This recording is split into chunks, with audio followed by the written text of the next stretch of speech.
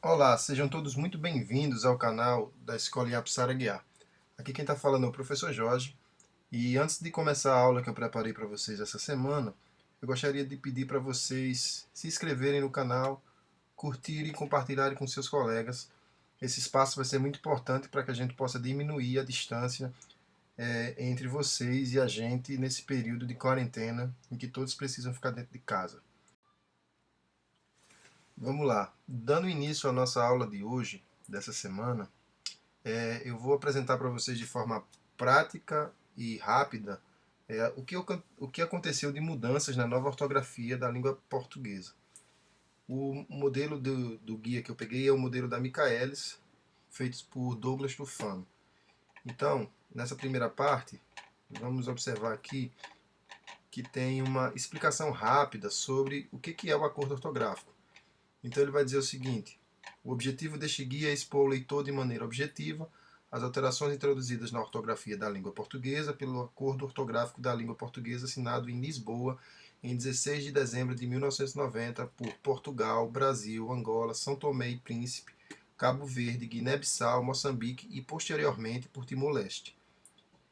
Esse acordo aqui foi o primeiro acordo feito em língua portuguesa de todos os falantes do idioma português.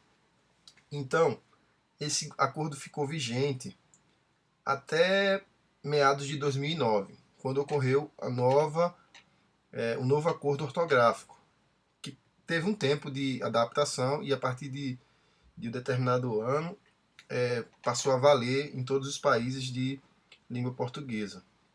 O que vocês precisam saber é que esse acordo muda somente a ortografia.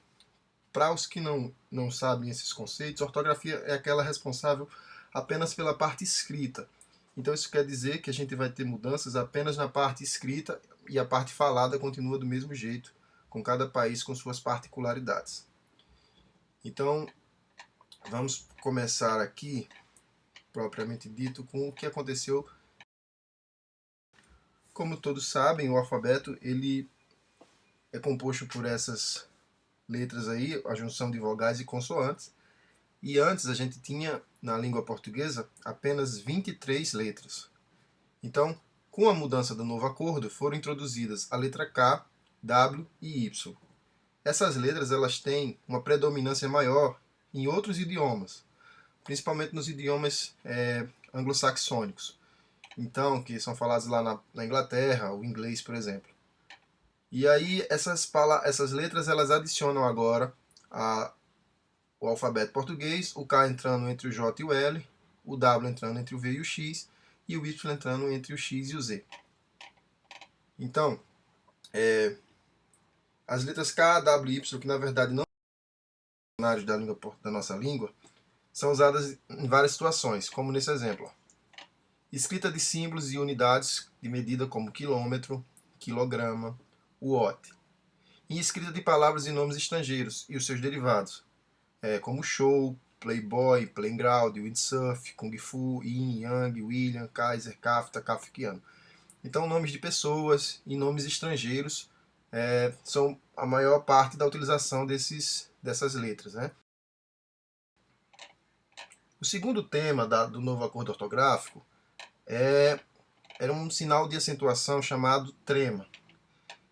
Para alguns brasileiros, essa mudança não teve muito impacto, porque como as pessoas não se ligam muito na parte da ortografia, várias e várias pessoas não usavam o trema já naturalmente. Então, quando houve a mudança, você não teve um impacto muito grande. O trema nada mais é que um sinal usado em cima da letra U, que serve para indicar se elas devem ser pronunciadas nesses grupos aqui, ó, GUE, GUI, QE e QI. Então, isso quer dizer que se você não tivesse esse trema, em palavras aqui como 50, você deveria pronunciá-la dessa forma, 50.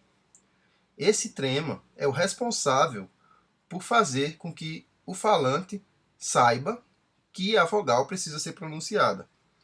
Nós, falantes nativos do português, falamos essas palavras da forma correta por uso corrente. Então, não foi tão complexo a tirada do trema nas palavras da língua portuguesa, porque a gente usa no uso corrente. O que dificulta a saída do trema são para pessoas que estão aprendendo o idioma. Então, ela aprende lá que palavras com que o é se fala com som de K, tipo queijo, e aí você vem 50, então ela vai achar que 50 vai ser da mesma forma, 50. Então, para quem vem de outros países para estudar a língua portuguesa, essa retirada do trema foi uma coisa que complicou bastante. Então, basicamente é isso. O trema é um acento usado em cima da letra U que serve para demonstrar que essa letra deve ser lida. Então fica aguentar, arguir, bilíngue, 50, delinquente, eloquente, ensanguentado e por aí vai, certo? O que vocês precisam prestar atenção é que o trema vai permanecer em palavras estrangeiras. Então, palavras como Miller e Milleriano continuam porque são derivadas de outro idioma, certo? Então, basicamente, a gente tem dois tópicos que a gente estudou. O primeiro, em relação ao alfabeto, o que mudou no alfabeto. As 23 letras passaram a ser 26, com a inclusão de K, W e Y. E o trema, que era um sinal gráfico usado em cima da letra U, que era usado para identificar que essa letra deve ser pronunciada. Certo? Vamos ao próximo tópico. Bem, continuando aqui os tópicos, a gente tem agora as mudanças na regra de acentuação. O tópico 1 diz que não se usa mais o acento dos ditongos abertos E e O das palavras paroxítonas. Vamos lá. O que são ditongos? Ditongo é a junção de duas vogais, letras, que, em relação ao som, existe uma diferenciação entre fortes e fracas. As vogais fortes geralmente são o A, o E e o O. E as fracas, o I e o U. Então, o ditongo é quando você tem a união de uma vogal forte com uma fraca ou uma fraca e uma forte. Certo? Basicamente é isso. E ele diz também que a regra muda quando esses ditongos aparecerem em palavras paroxítonas. O que são palavras paroxítonas? São palavras que têm acentuação tônica na penúltima sílaba. Então, vocês vão me lembrar aqui da acentuação se divide da seguinte forma. Quando a sílaba tônica é a última, é chamada de oxítona. Quando ela é a penúltima, é chamada de paroxítona. E quando ela é a antepenúltima, é chamada de proparoxítona. Então vamos continuando aqui. A forma das palavras, antes do novo acordo, se grafava dessa forma. Lembrem-se, a gente está falando aqui somente de grafia, de ortografia. Não vai se mudar a forma como essas palavras se falam. Então eu tenho aqui alcaloide. No novo modelo, se escreve dessa forma, sem um acento agudo no O, mas continua se pronunciando da mesma forma. Alcaloide, certo? Pela lógica, você não usaria esse som forte, ficaria alcaloide, mas continua se falando da mesma forma.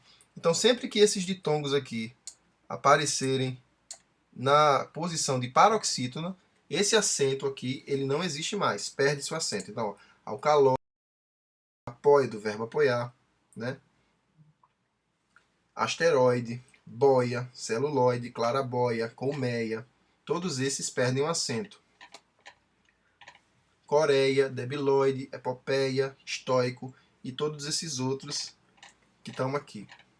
Não se preocupe que todo esse material eu vou disponibilizar em PDF, vocês vão poder baixar, vão poder olhar um por um, certo?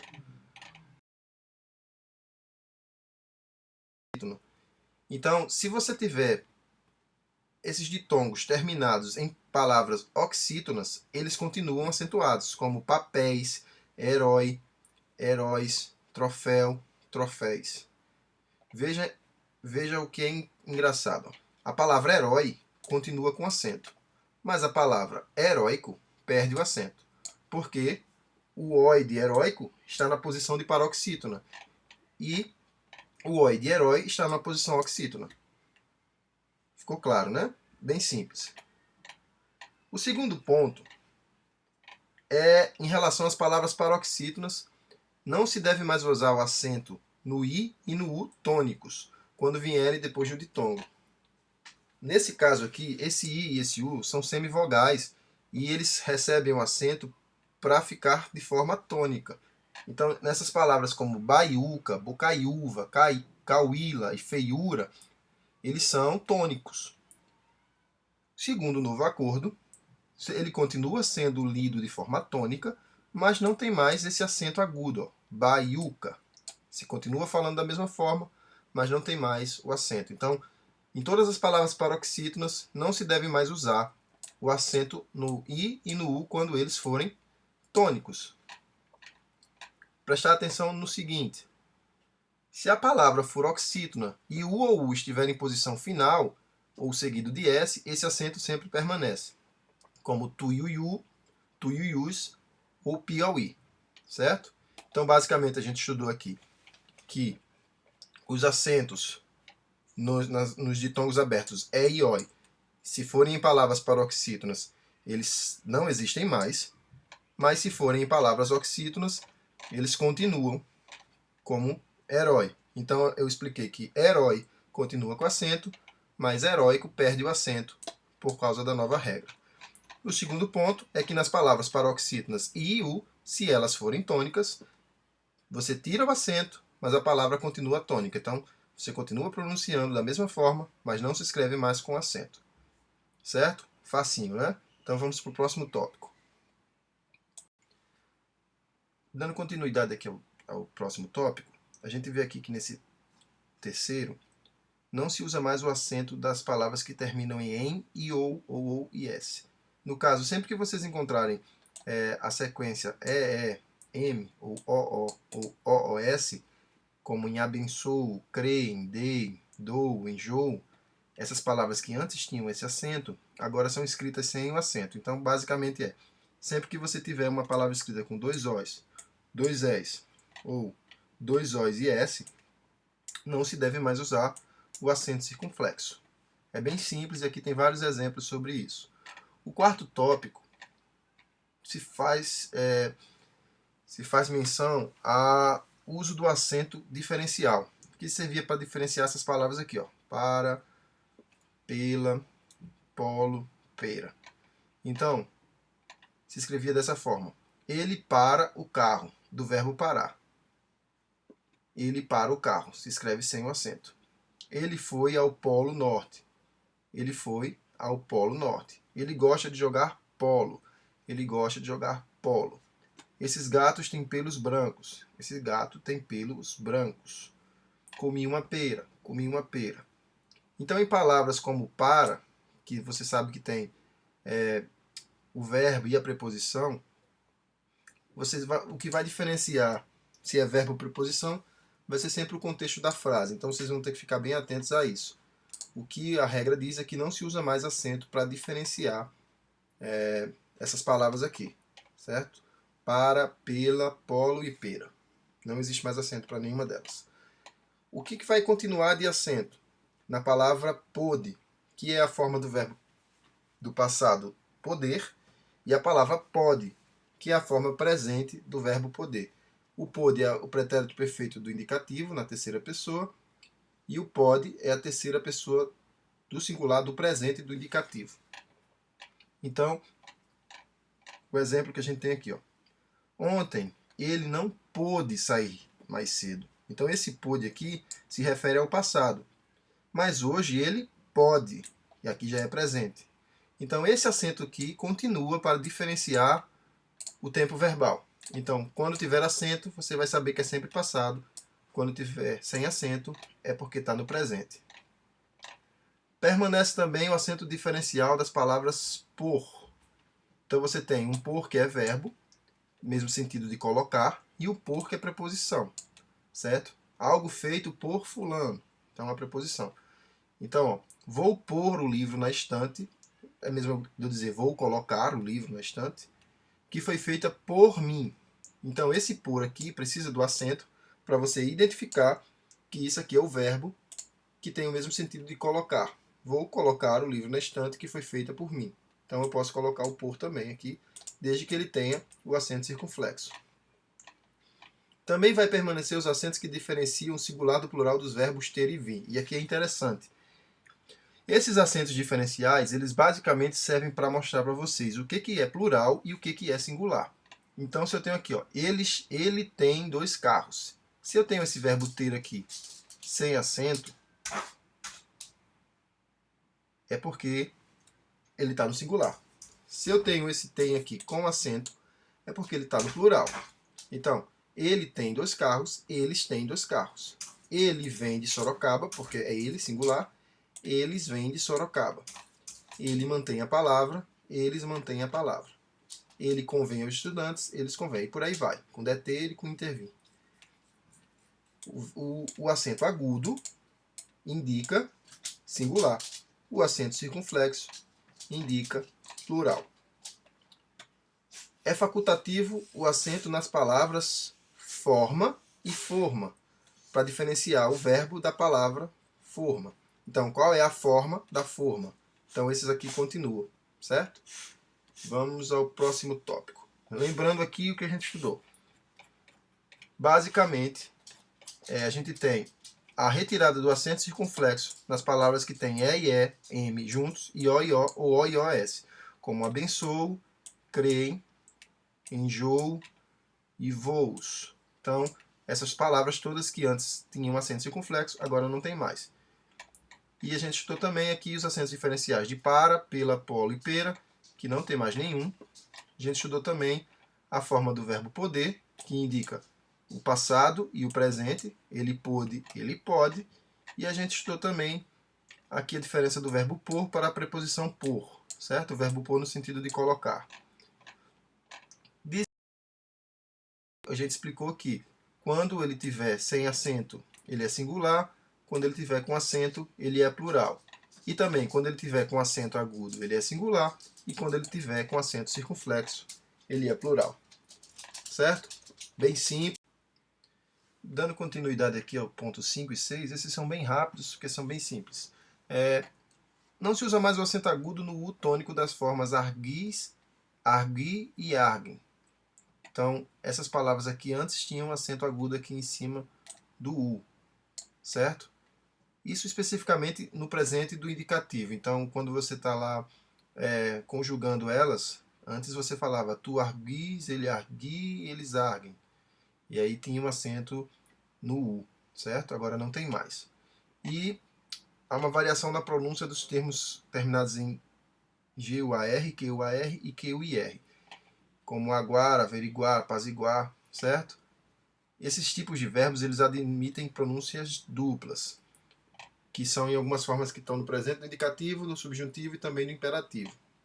Então, basicamente, se forem pronunciadas com A ou I tônicos, essas formas devem ser acentuadas. Então, enxáguo, enxáguas, delinquo, delinques. Se forem pronunciadas com U tônico, essas formas deixam de ser acentuadas. Então, a vogal sublinhada é tônica e deve ser pronunciada mais forte que as outras. Então, da palavra enxáguo e delinco, passa para enxaguo e delinquuo. Só que na língua portuguesa, a gente usa essa pronúncia mais como essa daqui, ó, enxago, delinco, certo? Essa forma aqui, ela é muito pouco usada no Brasil. Isso não quer dizer que nos outros países que falam língua portuguesa não se fala enxaguo, delinquuo, certo? A gente está falando aqui somente de ortografia. Então a gente tinha acento nessas palavras, né? Como no Brasil, a gente tem um acento aqui, em alguns lugares acentua aqui, e agora não tem mais, certo? E aí você tem, no Brasil, a forma mais usada é a primeira, que está aqui, enxáguo, delinco, certo? Basicamente, esse é o ponto 5 e 6. Dando continuidade aqui aos tópicos, o último é o uso do hífen. Então a gente tem aqui o Douglas Schufano dizendo que fez um resumo das regras a partir desses prefixos aqui mais usados. Né? Agro, além, a quem, contra, eletro e por aí vai. Vamos aqui para o primeiro tópico.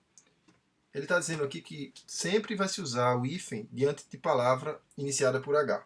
Então, se eu tiver um prefixo com palavra que segue iniciada por H, eu vou ter um Y, vou ter o hífen. Anti-higiênico, anti-histórico, coerdeiro e por aí vai. A exceção é com a palavra sub. Então, se você tiver o prefixo sub com palavra seguida por H, você não vai usar o if e você perde o H. O segundo ponto é que não se usa hífen quando o prefixo termina por vogal diferente da vogal que se inicia a segunda palavra. Então, se eu tenho uma vogal aqui, ó, O, e a outra começa com uma vogal diferente, então eu não tenho hífen. O com E, O com I, E com O, I com A, I com E, e aí vai. Então, se o prefixo terminar com vogal e a palavra seguinte começar por uma vogal diferente da que terminou, não tem hífen. O terceiro ponto, a gente tem uma exceção aqui com a palavra co. Ela se aglutina-se em geral com o segundo elemento, independente se inicia pelo O. Certo? Então, co-obrigar, co-obrigação, cooperar. Vai sempre se iniciar sem o hífen. Terceiro ponto, não se usa o hífen quando o prefixo termina em vogal e o segundo elemento começa por consoante diferente. Então, de R ou de S. Então, se eu tiver uma palavra que terminou em vogal e qualquer consoante que não seja R ou S, não tem hífen. Anteprojeto, antipedagógico, autopeça e por aí vai. A exceção é a palavra vice. Sempre que tiver vice, vice-rei, vice-almirante, vice-presidente, vice-prefeito, tem que ter o hífen. É obrigado. Se não, se for uma palavra que termine em consoante e comece com qualquer palavra diferente de R ou S, não tem hífen.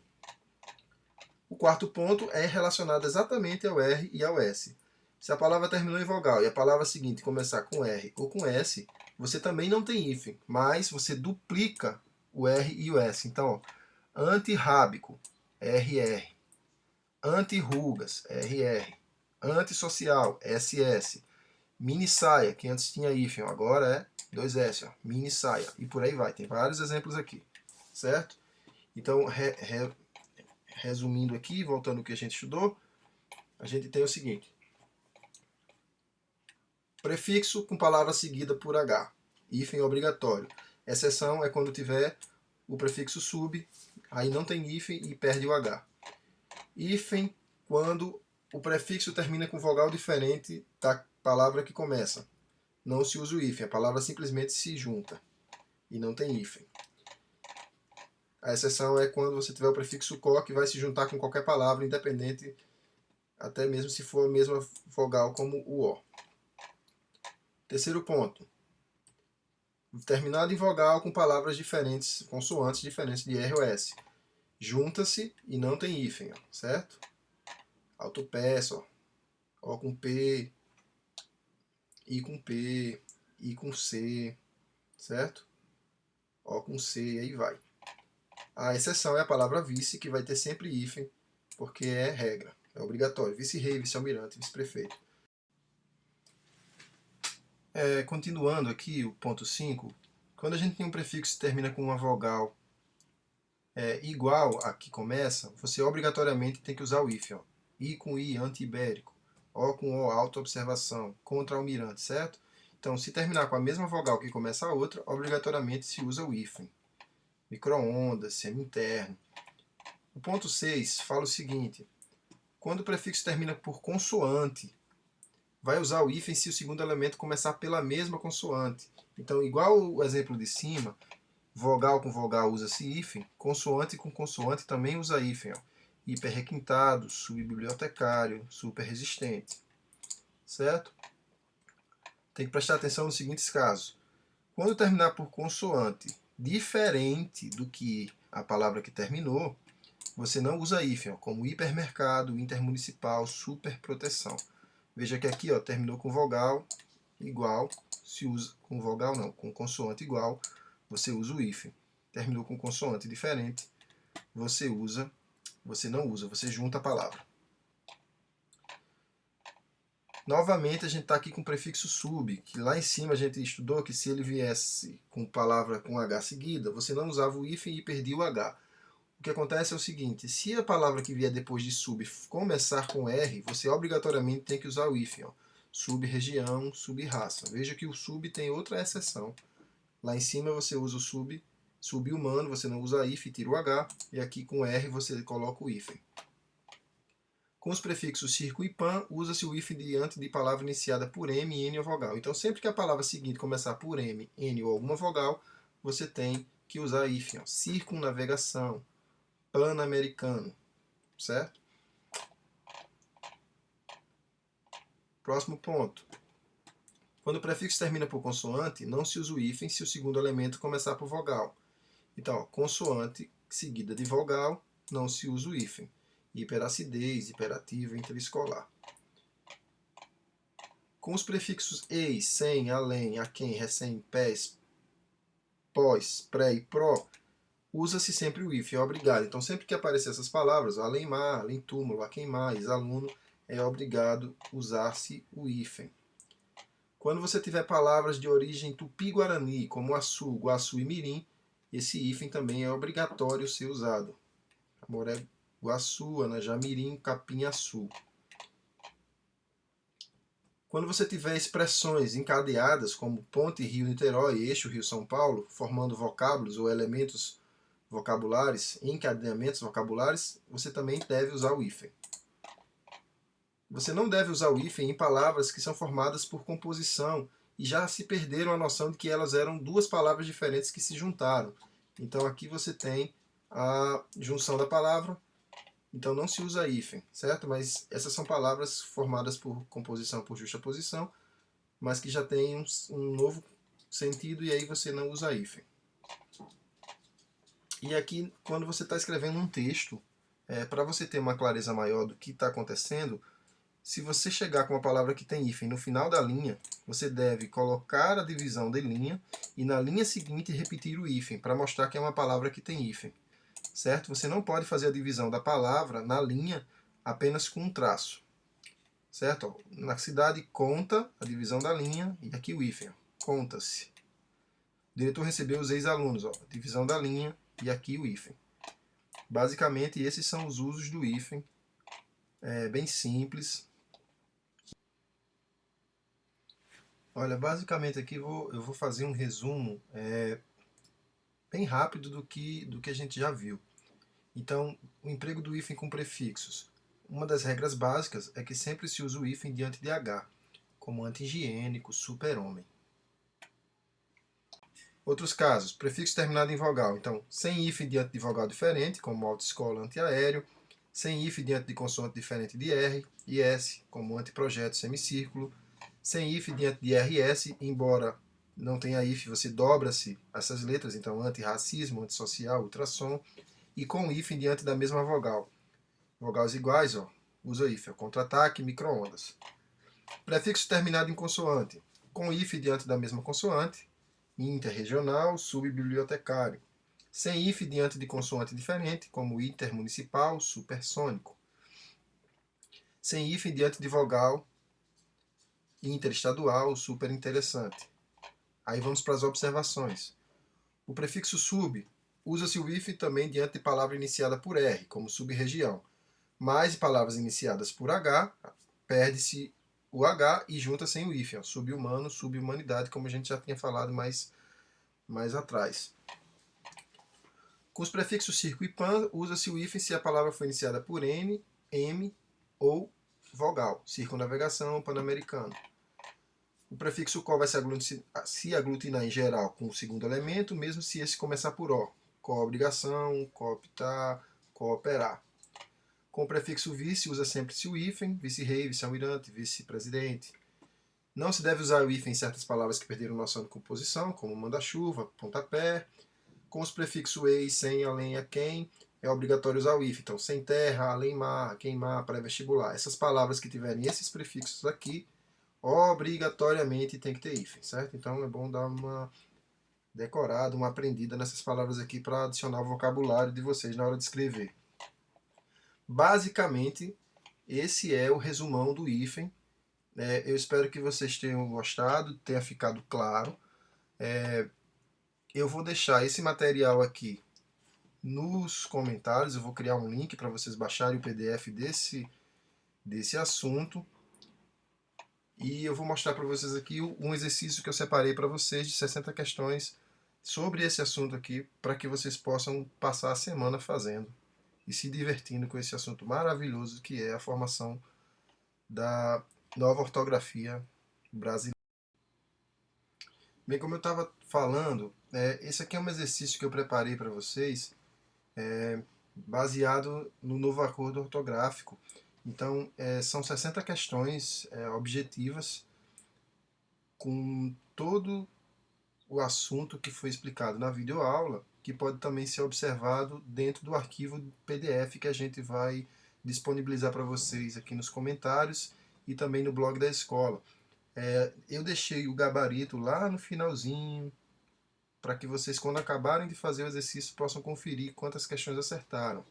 Eu peço a vocês que usem da consciência e não façam aquela famosa colinha. É bom que vocês façam de verdade sem olhar o gabarito. E assim que vocês terminarem, aí vocês vão lá e olham. Caso surja alguma dúvida sobre alguma dessas questões, vocês podem escrever nos comentários que aí eu mesmo respondo por lá via texto. Ou se for necessário, a gente faz um outro vídeo fazendo a correção desse exercício aqui. Então eu agradeço a atenção de todos vocês, espero que vocês continuem em casa, se cuidando. A gente vai tentar aos poucos suprir vocês com alguns materiais para que vocês possam ficar trabalhando de casa, para quando a gente retornar às atividades, vocês tenham aproveitado algumas coisas desses materiais suplementares que a gente está passando. Não é obrigatório, é algo que é só para ajudar vocês a não perderem o ritmo de estudo, e para os alunos de oitavo e nono, é uma forma também de vocês já começarem a pensar na preparação do IFRN, que os meninos do nono vão fazer esse ano e dos oitavos no ano que vem. É isso, até o próximo vídeo, espero que seja em breve. A minha ideia é que os vídeos de português subam sempre às terças-feiras, e aí vocês ficam de olho que, se tudo der certo, próxima terça-feira a gente tem ou a correção desse exercício ou um novo assunto. Aí vai depender de como será o feedback de vocês nos comentários, certo? Eu espero que vocês possam compartilhar esse vídeo de todas as formas possíveis, por computador, por rede social, por WhatsApp.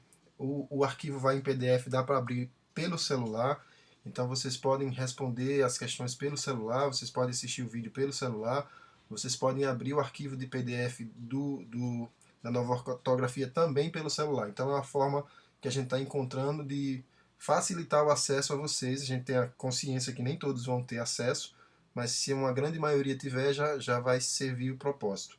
Então um grande abraço, até a próxima, espero que na próxima terça a gente converse novamente.